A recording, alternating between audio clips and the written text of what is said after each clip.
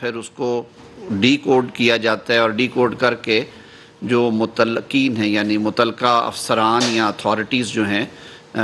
سرکاری اور سیاسی جو ایگزیکٹو برانچ میں ان کے صرف ایکسیس ہوتی ہے اس تک. تو یہ جس بے دریغ طریقے سے اس ڈاکومنٹ کا استعمال کیا گیا قومی سلامتی کو پس پش ڈالتے ہوئے اور پاکستان کے جو تعلقات ہیں ایک دوست ملک کے ساتھ ان کو پس پش ڈالتے ہوئے، تو وفاقی حکومت نے سارے جو اس کے پہلو تھے ان کو سامنے رکھتے ہوئے یہ معاملہ انکوائری کے لیے ایف آئی اے کو بھجوایا تھا، جو کہ سیکرٹس ایکٹ ہے اس کی اور ضابطۂ فوجداری کی منشا یہ ہے، ریکوائرمنٹ یہ ہے کہ اس طرح کا جو بھی معاملہ آئے گا اس پہ اگر آپ نے کوئی قانونی کارروائی کرنی ہے تو وفاقی حکومت کی اجازت ہوتی ہے، پھر اس نے نامینیٹ بھی کرنا ہوتا ہے. سیکرٹری داخلہ کو آتھورائز کیا گیا ایز این آتھورائزڈ آفیسر اور انہوں نے یہ معاملہ ایف آئی اے کے سپرد کیا. ایف آئی اے نے جب طلب کیا سابق وزیر اعظم عمران خان نیازی صاحب کو، تو انہوں نے بجائے جا کے جواب دینے کے کہ وہ اپنا موقف بیان کریں، انہوں نے لاہور ہائی کورٹ میں اس کو چیلنج کر دیا تھا، اور لاہور ہائی کورٹ نے پہلی ہی پیشی پہ بغیر حکومت کو سنے اور نوٹس کیے اس پہ سٹے جاری کر دیا. انجنکٹیو آرڈر آ گیا تھا لاہور ہائی کورٹ سے، اور یہ معاملہ تقریباً 6.5 ماہ سے زائد عرصہ وہاں پہ سٹے کی نظر ہوا. اور پچھلے دنوں میں ہی وفاقی حکومت کی جو درخواست پڑی ہوئی تھی ویکیشن آف سٹے کی، اس کی باری آئی، سنوائی ہوئی، تو بالآخر وہ سٹے جو ہے ویکیٹ کیا گیا آن لیگل گراؤنڈز. مین وائل یہ جو ڈیولپمنٹ ہوئی ہے کہ ان کے جو پرنسپل سیکرٹری ہیں اس وقت کے، جنہوں نے وہ ڈاکومنٹ ان کے حوالے کیا متعلقہ محکمے سے وصول کرنے کے بعد،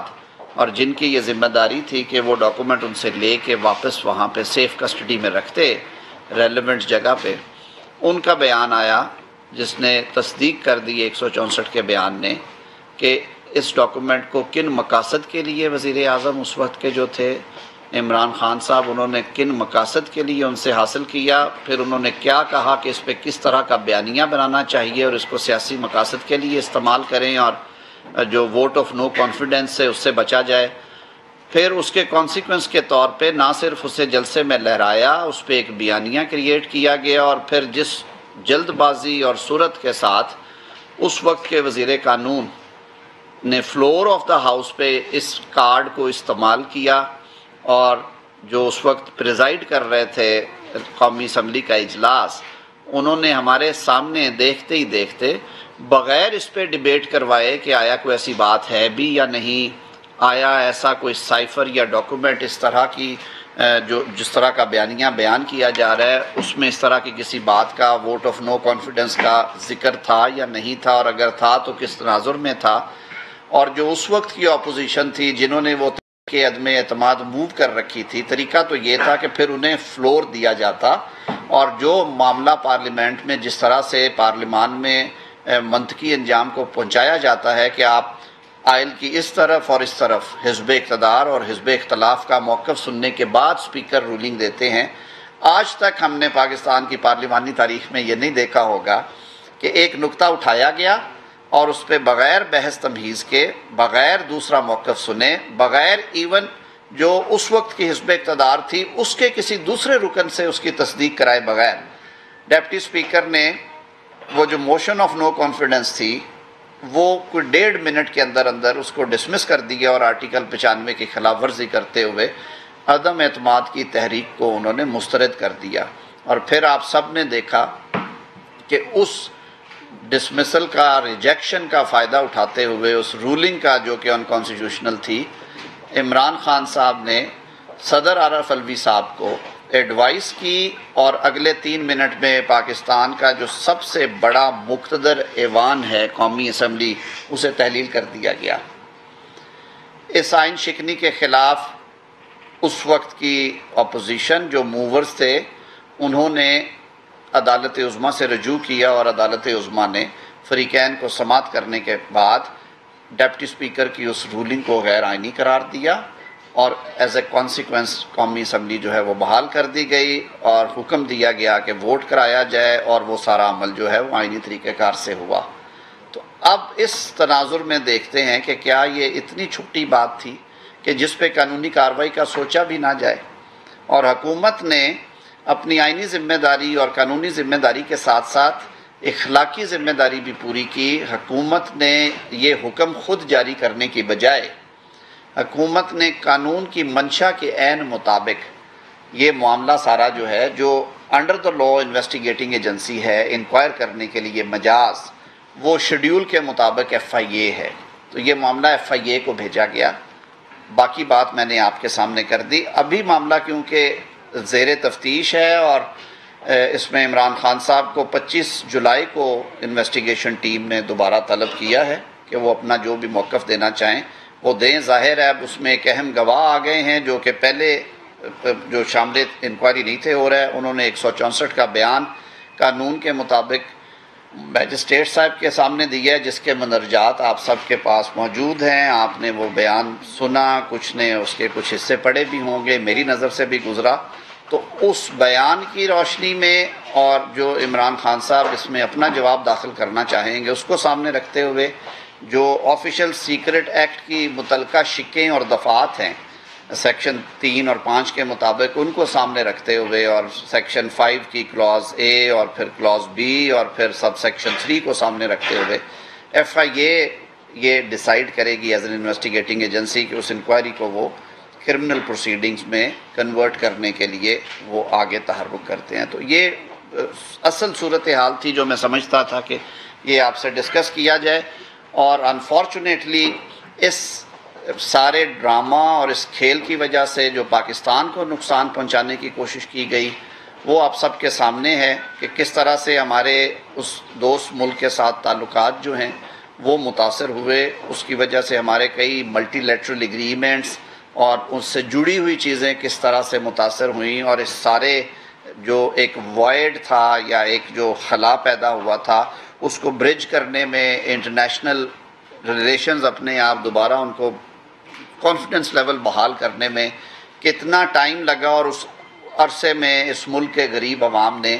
معاشی حوالوں سے کس قدر تکلیفیں اور صعوبتیں برداشت کی۔ تو یہ اب گورنمنٹ کا یہ ریزالو ہے کہ اس کی inquiry investigation strictly in accordance with law merit پہ ہوگی، انکوائری بھی میرٹ پہ ہوگی، تفتیش بھی میرٹ پہ ہوگی۔ اس مقدمے کا الٹیمیٹ فیصلہ جو ہے وہ ایک عدالت کرتی ہے جو کہ ہائی کورٹس اور سپریم کورٹ کے انڈر کام کرتی ہیں عدالتیں، اور آپ کو پتہ ہے کہ ہماری جو کانسٹیٹیوشنل سکیم ہے اس میں جو ٹرائکوتھمی کا فلسفہ ہے، تھیری ہے کہ 3 ستون ہیں، عدلیہ بالکل انڈیپینڈنٹلی کام کرتی ہے، کچھ مقننہ کے فرائض ہیں، فنکشنز ہیں، اور اسی طرح ایگزیکٹو کے ہیں۔ تو وہ دس کیس شیل بی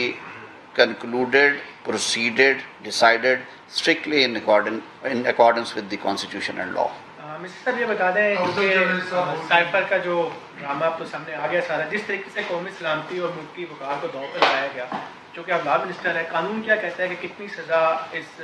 سارے پروسیس میں کی جا سکتی ہے؟ دوسرا جو 9 کے واقعات سے بھی جڑے جتنے ملٹری کے پاس زیر حاصل لوگ ہیں اس کے حوالے سے بھی سپریم کورٹ کہہ رہی ہے کہ رائٹ آف اپیل دیا جائے، تو اس حوالے سے بھی بتائیں بھی وفاقی حکومت کیا سوچتی ہے کہ قانون میں اس کم ہے کہ جہاں پہ جائے تو ریلیف دینے کی بات آ جاتی ہے؟ 2 باتیں جی، آپ نے پہلا آپ کے سوال کا حصہ یہ ہے کہ آفیشل سیکرٹ ایکٹ کے تحت جو سزائیں ہیں وہ کیا ہیں۔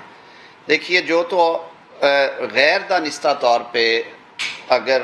سلیکنیس ہو جائے اور غفلت کی وجہ سے نیگلیجنٹلی، کرمنل نیگلیجنس جسے ہم کہتے ہیں، اس نوعیت کا کیس ہو کہ آپ نے وہ ڈاکومنٹ جو ہے اس کی پراپر کیئر نہیں کی اور حفاظت نہیں کی، یا وہ آپ سے کہیں گم ہوا ہے یا گم نہیں ہوا، تو آپ نے اس کو جس قانون کے ضابطے کے تحت اس کو ہینڈل کرنا تھا آپ نے نہیں کیا، تو اس میں تو ایک کلاز وہ کہتی ہے کہ 2 سال تک سزا ہوگی۔ لیکن اگر شہادت اس بات کی ہے کہ اس کلاسیفائڈ ڈاکومنٹ کو پبلک کرنا یا اس کو شیئر کرنے کی وجہ جو تھی وہ اس طرح کے ذاتی مقاصد تھے جو کہ ابھی ہم سب کے سامنے آ رہے ہیں، اور اس کی وجہ سے قومی سلامتی جو ہے وہ خطرے میں جاتی یا وہ ملکی مفاد کے لیے پریجوڈیشل ہے تو اس صورت میں وہ کیٹیگری ہے وہ 14 سال والی بھی ہے، اور جو بہت سنگین نوعیت کے مقدمات ہوتے ہیں اس میں ڈیفنس ریلیٹڈ بھی کچھ سٹریکس آتی ہیں، اس میں پھر سزائیں اس سے اوپر بھی جا سکتی ہیں۔ 9 مئی کے واقعے کے حوالے سے آپ کا سوال یہ تھا کہ سپریم کورٹ میں پروسیڈنگز پینڈنگ ہے، کیونکہ میٹر سب جوڈس ہے، میں اس پہ بہت زیادہ کمنٹ نہیں کرنا چاہوں گا، لیکن اٹارنی جنرل صاحب نے جو دلائل دی ہیں وفاق کی طرف سے انہیں میں اون کرتے ہوئے یہ بات کہہ رہا ہوں کہ آرمی ایکٹ کے تحت جو سویلینز کے ٹرائل ہیں وہ آج کے نہیں، وہ پچھلی 5 دہائیوں سے ہو رہے ہیں۔ 1952 کے آرمی ایکٹ میں ایک بنیادی ترامیم کی گئی تھی 1967 کے اندر، جس کے تحت جو سویلینز تھے وہ بھی سبجیکٹ ہوئے، اس قانون کے تحت ان کا ٹرائل ممکن بنایا گیا۔ وہ معاملہ پھر چیلنج ہوا، جو اس سے کیسز نکلے لاہور ہائی کورٹ میں اور پشاور ہائی کورٹ میں، وہاں پہ ڈیفرنٹ فیصلے آئے، لارجر بینچ بھی بنے، اور فائنلی معاملہ جو ہے 1975 میں سپریم کورٹ آف پاکستان کے سامنے رکھا گیا، بریگیڈیئر ریٹائرڈ ایف پی علی کیس اسے ہم کہتے ہیں۔ اس میں پہلی دفعہ اسے ایگزامن کیا گیا اور اس کے بارے میں وضاحت سے بیان کیا گیا۔ اس کے بعد بھی پھر بہت مواقع آئے، اور خاص طور پہ ریسنٹ پاسٹ میں آپ کو یاد ہوگا کہ جنرل پرویز مشرف پہ وہ جو جھنڈا چیچی پل والا واقعہ تھا، اس پہ جو واقعہ پیش آیا، ان پہ جو خودکش حملہ ہوا تھا، اس کے ٹرائل میں بھی سویلینز کو ٹرائی کیا گیا، اور انہوں نے چیلنج کی جب اپنی جورسڈکشن کا معاملہ بھی اور سزائیں بھی، تو وہ معاملہ بھی سپریم کورٹ تک آیا۔ 2006 میں وہ فیصلہ ہوا، اور اس میں بھی کہا گیا کہ آرمی ایکٹ 1952 میں گنجائش ہے 2D کے اندر کہ کن حالات میں کیا جا سکتا ہے۔ 2D کے اندر یہ کہا گیا کہ جو کچھ تو جرائم الگ سے ہیں، لیکن اس کیس کے حوالے سے کہ اگر آپ جو عسکری تنصیبات ہیں اور وہ پروہیبٹڈ ایریاز ہیں، یعنی کہ وہ ایریاز ایسے ہیں جن میں کہ عام آدمی کی رسائی نہیں ہے، وہ اس کو اجازت نہیں ہے بغیر اجازت کے اندر داخل ہونے کے، اگر کوئی ٹریس پاس کرتا ہے اور پھر ایک کیٹیگری آف افینسز ہے وہ کرتے ہیں، تو اسی آفیشل سیکرٹ ایکٹ کے تحت بھی وہ پروسیڈ ہوتے ہیں، ریڈ ود آرمی ایکٹ۔ اور 2015 میں جب فوجی عدالتیں بنائی گئی تھی تو میں ایک وضاحت کرتا چلوں، اس میں آئینی ترمیم اس لیے کرنا پڑی اور خصوصی لیجسلیشن بھی اس لیے کرنا پڑی اور سنسیٹ کلوز بھی اس لیے دینا پڑی 2 سال کی، کہ اس قانون سازی کے ذریعے سانحہ APS کے بعد وفاقی حکومت نے دہشت گردی کی جو لہر تھی، آن سلاٹ تھی، اس کو روکنے کے لیے، اور جس طرح سے پروسیکیوٹرز اور ججز اور وکلاء انڈر تھریٹ تھے، آپ کو یاد ہوگا جو 1-2 پروسیکیوٹرز ہمارے کیسز کی پیروی، محترمہ بینظیر بھٹو شہید والے کیس کی جو پیروی کر رہے تھے انہیں شہید کر دیا گیا، اور واقعات ہوئے خیبر پختونخوا میں، تو وہ قانون سازی کی گئی کہ افینس کرنے والے بھی سویلینز، وکٹمز بھی سویلینز، اور پریمیسز بھی سویلین، یعنی وہ بازار میں دھماکہ کرتا ہے آ کے جس میں سویلینز جو ہیں وہ جان کی بازی ہارتے ہیں اور ان کو شہادت ملتی ہے، اور جو مارنے والا ہے وہ بھی عسکری ادارے سے نہیں ہے، وہ بھی سویلین ہے، اور جو جائے وقوع ہے وہ بھی سول پریمیسز میں ہے، کنٹونمنٹ میں نہیں ہے۔ تو آیا ایسی صورت میں آرمی ایکٹ کا اطلاق ہو، ایسی صورت میں فوجی عدالتیں سزائیں سنا سکتی ہے؟ تو پارلیمان نے جو ترمیم کی تھی اس کو ایگزامن کیا 17 جج صاحبان نے بیٹھ کے، انہوں نے کہا کہ ہاں ہو سکتی ہے، لیکن یہ کیونکہ اسپیشل سرکمسٹانسز ہیں، ہم ایک جنگی ماحول میں رہ رہے ہیں، پاکستان دہشت گردی کی شدید لہر میں ہے، تو ہم یہ ایکسپیکٹ کرتے ہیں کہ پارلیمان ایسی قانون سازی کرے جس میں اس میں سنسیٹ کلوز ہو اور 2 سال کے لیے یہ اسپیشل ارینجمنٹ رکھی جائے، اگر حالات نہ سدھریں تو اس کو مزید 2 سال دیے جا سکتے ہیں۔ آپ سب نے بھی دیکھا کہ 2017 اور پھر 2019 تک اس کی توسیع کی گئی، وہ ختم ہو گیا۔ یہ اوریجنل ایکٹ میں ہے، اور میں نے آپ سے جیسے شروع میں کہا کوئی ترمیم نہیں کی حکومت نے، نہ کیبنٹ نے، نہ شیڈیول میں ترمیم، نہ قانون میں ترمیم، یہ عسکری اداروں کا فیصلہ تھا، ان کی پریمیسز پہ اٹیکس ہوئے تھے، انہوں نے فیصلہ کیا قانون کے مطابق۔ سول سائٹ پہ جو عدالتیں ان ملزموں کو کیسز دیکھ رہی تھیں، ملزمان کے، انسداد دہشت گردی کی عدالتیں یا میجسٹریل کورٹس، انہوں نے قانون کے مطابق درخواستیں دے کے ان لوگوں کی تحویل لی۔ اب معاملہ عدالت میں زیر تنقید ہے، کیونکہ اس وقت اس سے زیادہ اس پہ بات نہیں کرنی چاہیے۔ سر سپریم کورٹ نے کل ہنٹ کیا ہے کہ اسپیشل لیجسلیشن کر کے تو right to appeal court of law یا کانسٹیٹیوشن کورٹ میں دیا جانا ہے یا نہیں، تو کیا گورنمنٹ اس پہ کوئی غور کر رہی ہے کہ 9 مئی کے لیے اس طرح؟ دیکھیے آلریڈی آرمی ایکٹ میں ایک رائٹ آف اپیل ہے، نمبر 1، لیکن وہ ان کی انٹرنل ہائرارکی ہے. جو اسٹینڈنگ کورٹ ہے وہ عام طور پہ 3 ججز پہ 3 لوگوں پہ مشتمل ہوتی ہے جو کہ ذمہ داری پریزائڈنگ آفیسرز کی سر انجام دیتے ہیں. اس میں ڈیپینڈ کرتا ہے کیس کی نوعیت اور وہ کس طرح کا نوٹیفیکیشن آتا ہے. بریگیڈیئر لیول کے آفیسر اگر اس کو ہیڈ کر رہے ہیں تو 2 کرنل لیول کے لوگ ان کے ساتھ بیٹھتے ہیں, یا اپر لیول ہے تو اسی طرح 3 کا پینل. اور پھر اس کی اپیل جو ہے وہ ڈسکریشن دی گئی ہے, اختیار دیا گیا ہے آرمی چیف کو کہ وہ خود سنتے ہیں یا وہ پینل آف اپیل اپوائنٹ کرتے ہیں.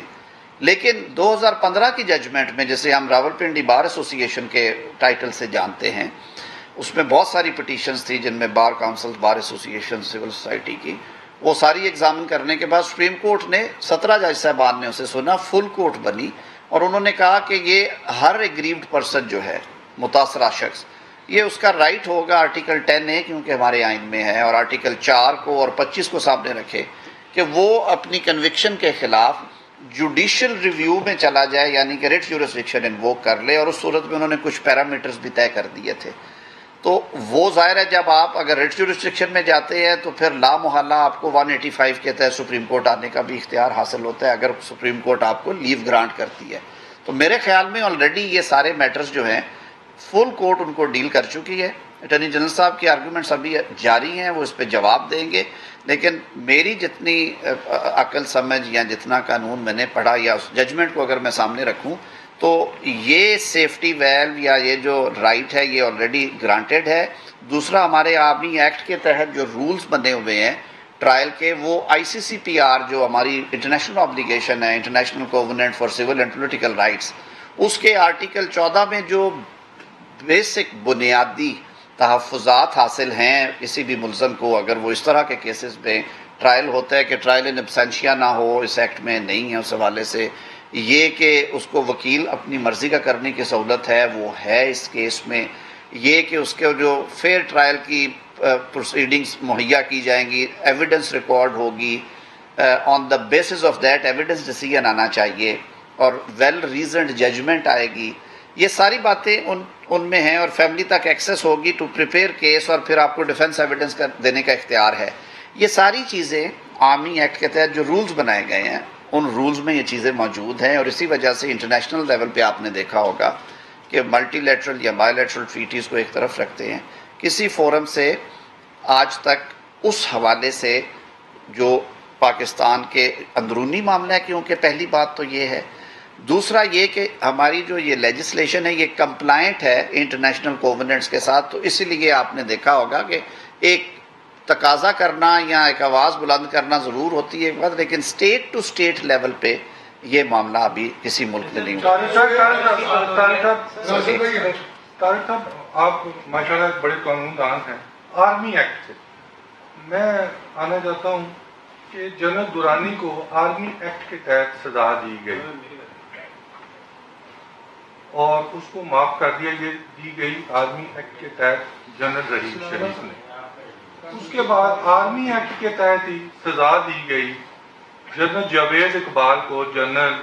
ایکس آرمی چیف باجوہ صاحب نے, اور موجودہ آرمی چیف نے معاف کر دیا. اب موجودہ آرمی چیف نے آرمی ایکٹ کے تحت یا ان کے پینل نے سزا دی ہے ایکس کور کمانڈر کو, تو یہ کم معاف ہوگی شاید, نمبر 1. اور دوسرا, کیا کیونکہ آپ بڑے قانون دان ہیں, لا منسٹر تو اللہ کے فضل سے ہیں, اس پہ آپ تھوڑا سا کلیئر کر دیں. اور چوتھا, کلبھوشن یادیو, یہ میں نے DGISPR کو بھی لائیو کوشچن کیا تھا کہ ویئرز کلبھوشن یادیو. کلبھوشن یادیو کا آپ لا منسٹر سے اس کا پوچھیے گا, آپ اللہ کی طرف سے آج موجود ہیں, تو کلبھوشن یادیو کا کیا اسٹیٹس؟ دیکھیے, جہاں تک تو آپ کے پہلے سوالات ہیں, یہ جس اتھارٹی کو اختیار ہے انڈر دا لا ایکٹ کے اندر کہ وہ اپیل سنے اور اپیل کے بعد وہ رمٹ کر سکتا ہے, ختم کر سکتا ہے, اس میں تخفیف کر سکتی ہے وہ اتھارٹی, یہ ہر قانون میں موجود ہوتا ہے. وہ انڈر دا لا اگر کوئی اختیارات کسی میں ویسٹ کرتے ہیں تو وہ اس اتھارٹی کے لیے ہے کہ وہ ریزنز دے کے وہ اس کو ختم کریں, تخفیف کریں, انڈرگون جو ہے اس کو وہیں پہ منتج ہو جائے. دوسرا معاملہ رہا کلبھوشن کا, تو کلبھوشن کے معاملے میں آپ کو یاد ہوگا معاملہ انٹرنیشنل کورٹ آف جسٹس میں بھی گیا, کاؤنسلر رسائی کی حد تک. ہمارا آرمی ایکٹ وہاں پہ بھی ایگزامن ہوا تھا, اور یہ جو ججمنٹ تھی 2015 والی، یہ بھی اس پہ بھی ریلائنس کیا گیا، اور اس کے بعد انٹرنیشنل کورٹ آف جسٹس نے کہا کہ یہ جو آپ کے ڈومیسٹک فورمز ہیں ان میں بظاہر کوئی ایسی وائلیشن نہیں ہے، یہ پرائما فیشی کمپلائنٹ ہے۔ رائٹ آف اپیل کے حوالے سے بات ہوئی، اس کے بارے میں آپ کو پتہ ہے، پھر اس پہ موو بھی کیا گیا، تو وہ قانون کے مطابق ڈیل ہو رہے ہیں۔ اب میری کیونکہ میں ایک ایسا سینسٹیو میٹر ہے جس کے انٹرنیشنل کنٹورز بھی ہیں اور سلسلے بھی ہیں، میں کوئی ایسا بیان نہیں دوں گا جو کہ میرے علم اور یقین کے مطابق درست نہیں ہے، اس سے زیادہ انفارمیشن میرے پاس نہیں ہے اس وقت۔ جی آپ نہیں، ایک سیکنڈ، راشد صاحب کا پہلے سوال۔ سائفر کی بات کر رہا تھا میں، تو اس میں ایویڈنس بڑی ظاہر ہے امپورٹنٹ ہوتی ہے، اور ایک بیان جو 164 کا جس کا آپ ذکر کر رہے ہیں آ رہا ہے، لیکن اس کے بارے میں انہوں نے اس کو ویسے اسی لیے فلاؤٹ کر دیا کہ ایک آدمی جو غائب رہا، لاپتہ رہا، وہ اچانک اپیئر ہوا اور 164 کا بیان ریکارڈ کروا دیا۔ پروسیجر آف لا کیا ہے 164 کا بیان ریکارڈ کرنے میں، اور اس طریقے سے جو بیان ریکارڈ ہوا ہے یہ کتنا افیکٹو ایویڈنس ہوتا ہے؟ 164 کا بیان پہ زیادہ لاؤڈز یا وہ زیادہ اس میں کمزوریاں اس وقت آتی ہیں جب کسی شخص کو حراست سے نکال کے پیش کیا جائے، اور جو ریکارڈ کرنے والی عدالت ہے اس کو high court rules and orders کے تحت کچھ ہدایات جاری کی گئی ہیں کہ وہ سب سے پہلے جو گواہ یا ملزم پیش ہوا ہے اس سے کچھ سوالات پوچھتی ہے کہ آپ پہ کچھ دباؤ نہیں ہے، آپ رضامندی سے یہ بیان دے رہے ہیں، اور اگر یہ آپ بیان دے رہے ہیں تو یہ بھی ذہن میں رکھے کہ یہ بیان آپ کے خلاف قانوناً استعمال ہو سکتا ہے، اور پھر اسے یہ بھی بتایا جاتا ہے کہ یہ بیان دینے کے بعد آپ کو کسی تحقیقاتی ادارے کی تحویل میں ابھی نہیں دیا جا رہا، یا اگر آپ تحویل میں ہیں ان کی تو آپ کو جیل بھیج دیا جاتا ہے، اگر آپ ضمانت پہ ہیں یا تحویل میں نہیں ہیں تو آپ گھر جا سکتے ہیں۔ اور یہ جج صاحب کی ایک فنڈامنٹل ڈیوٹی ہے جو اس کیس میں بھی پوری کی گئی۔ اب اس کے بعد اگر ایک گریڈ 22 کے آفیسر جنہوں نے ایپیکس لیول کے اوپر اس ملک کا ایک اہم عہدے پہ وہ فائز رہے ہیں، انہوں نے بقائمی ہوش و حواس ایک تفصیلی بیان دیا ہے جس میں میرے خیال میں کچھ ایسی چیزیں نہیں ہیں جو آج تک لوگوں کے سامنے نہیں تھی۔ یہ سارا پاکستان جانتا ہے کہ سائفر کا ایک کھیل کھیلا گیا،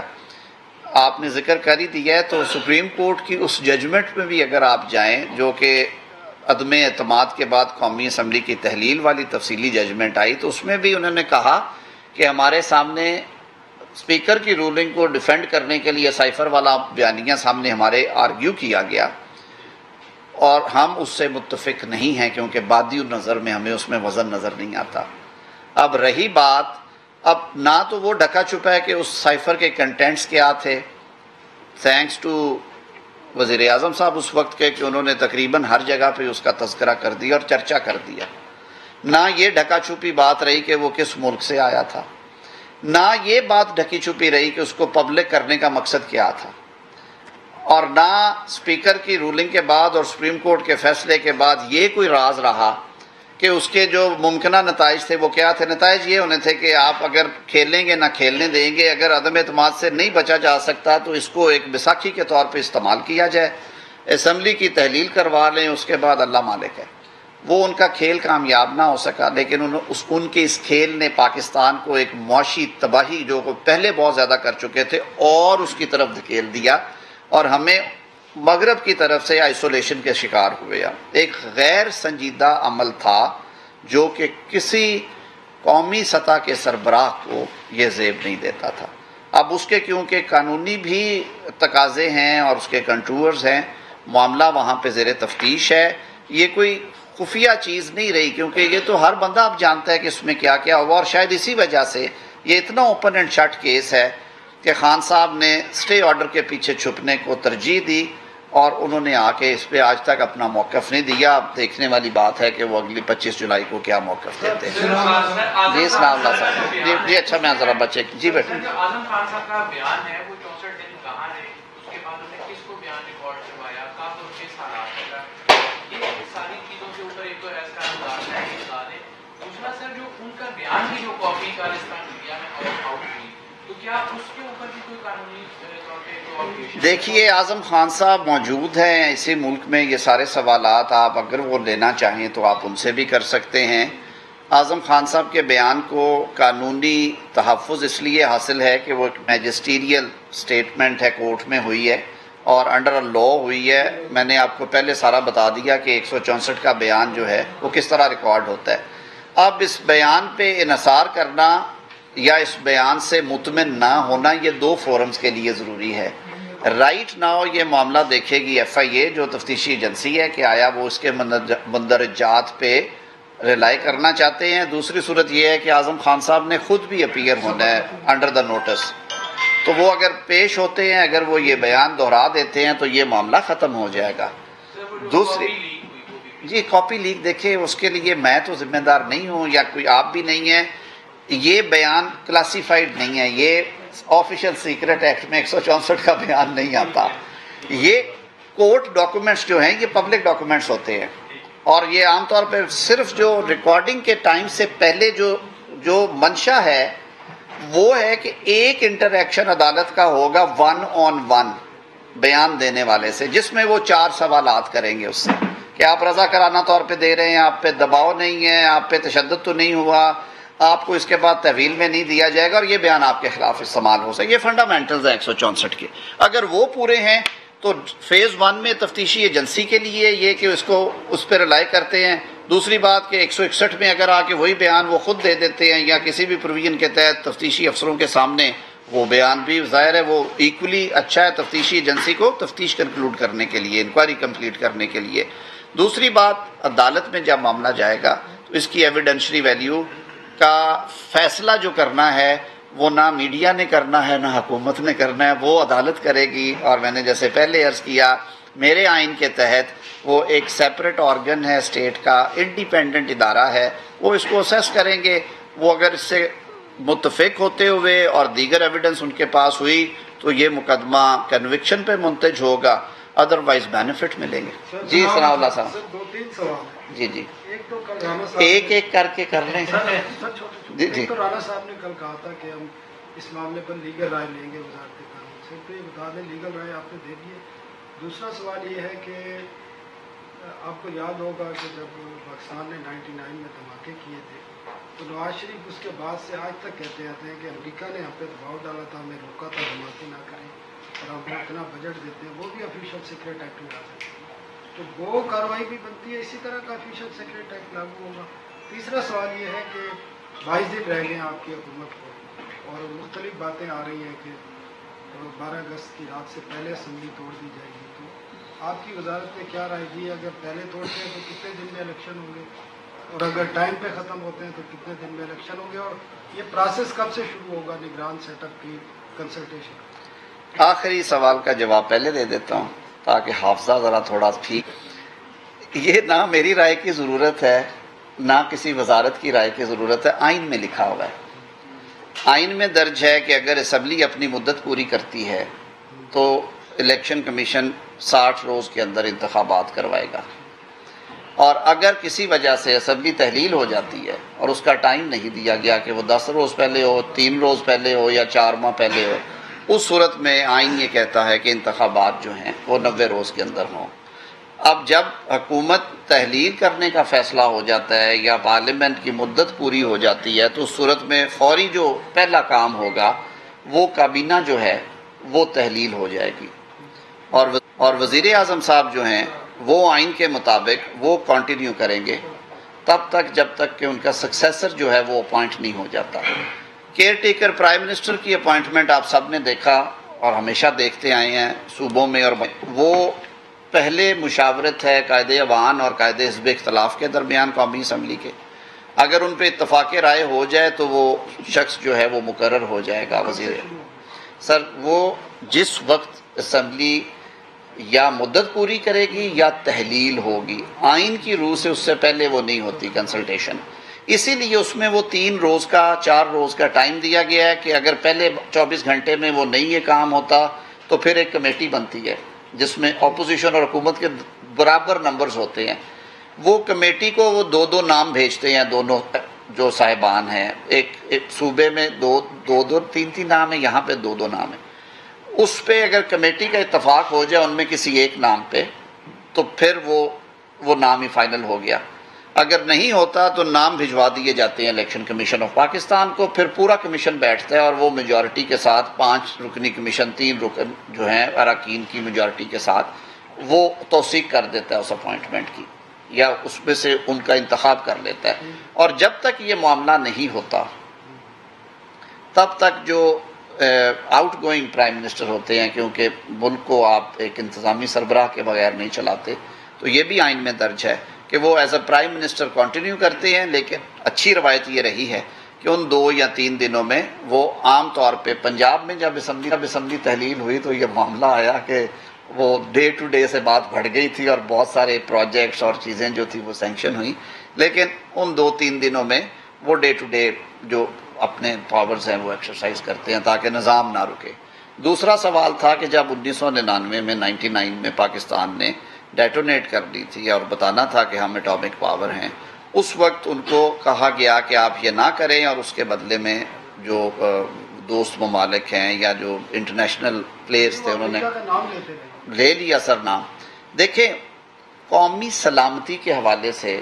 آپ آفیشل سیکرٹ ایکٹ بھی پڑھیں اور آئین پاکستان بھی پڑھیں اور پرائم منسٹر کا اوتھ بھی پڑھیں. اس میں قومی سلامتی کے حوالے سے اس کو یہ بالکل رائٹ ہے کہ جہاں پہ وہ اپنے ملک کے دفاع کے لیے، ملکی استحکام کے لیے ضروری سمجھتا ہے تو وہ یہ بات آئین اسے اجازت دیتا ہے کہ وہ کر سکتا ہے. اور ایسے بڑے ایشو کے اوپر کہ پاکستان ایٹمی طاقت ہے، وہ اس کا اظہار کرے یا نہ کرے، میرے خیال میں اگر یہ مسئلہ ابھی عوام کے سامنے نہیں تھا لایا جانا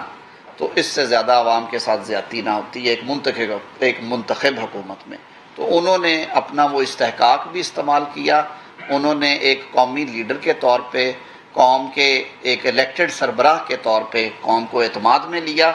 کہ یہ 2 رستے تھے ہمارے پاس. اس میں سے حمیت کا، ملکی استحکام کا، ملکی دفاع کا تقاضا یہ تھا کہ ہم یہ رستہ چنتے. تو میں آپ کی عدالت میں یہ چیزیں رکھ رہا ہوں تاکہ آئندہ آنے والے وقتوں میں جب کبھی انتخاب کا وقت آئے یا فیصلے کا وقت آئے تو میں ریکارڈ پہ درست رہوں. انہوں نے کوئی اپنی حکومت بچانے کے لیے،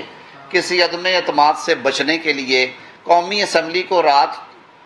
شب خون مارنے کے لیے یا توڑنے کے لیے منتخب ایوان کو یہ کام نہیں کیا. اور اسی وجہ سے